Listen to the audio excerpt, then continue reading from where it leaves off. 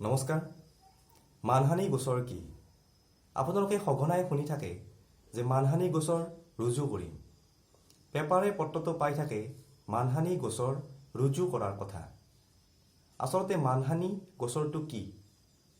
যদি কোনোবাই আনজনৰ আত্মসন্মান অথবা চৰিত্ৰত আঘাত কৰি যদি কিবা কাৰ্য কৰে তেতিয়া কোৱা হয় মানহানি। পোনপ্ৰথমতে ইণ্টাৰনেট, মোবাইল অথবা কম্পিউটাৰৰ জৰিয়তে কেনেদৰে মানহানি কৰা হয় সেই বিষয়ে উল্লেখ কৰিম।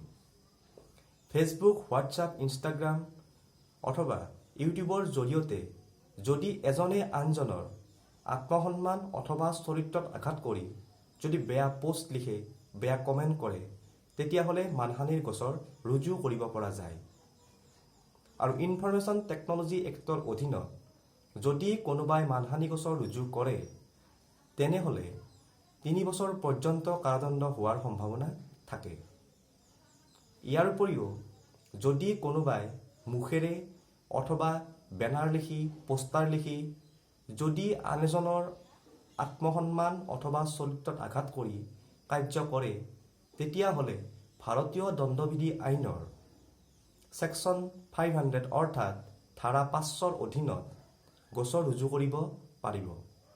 আৰু এই গোচৰত যদি দোষী হিচাপে সাব্যস্ত হয় তেনেহ'লে 2 বছৰ পৰ্যন্ত কাৰাদণ্ড অথবা জৰিমনা হ'ব পাৰে, অথবা জৰিমনা আৰু কাৰাদণ্ড দুয়োটাই একেলগেও হ'ব পাৰে। ইয়াৰ উপৰিও যদি কোনোবাই কাৰোবাৰ আত্মসন্মান অথবা চৰিত্ৰত আঘাত কৰি কিবা কাৰ্য কৰে তেনেহ'লে দেৱানী গোচৰ ৰুজু কৰিব পৰাৰ ব্যৱস্থাও থাকে। দেৱানী গোচৰৰ জৰিয়তে ইয়াৰ বিৰুদ্ধে জৰিমনা বিচাৰি আদালতত গোচৰ ৰুজু কৰিব পৰা দেখা যায়। গতিকে বন্ধুসকল, আজিলৈ আহিছোঁ। সাৱধান হৈ থাকিব, সজাগ হৈ থাকিব।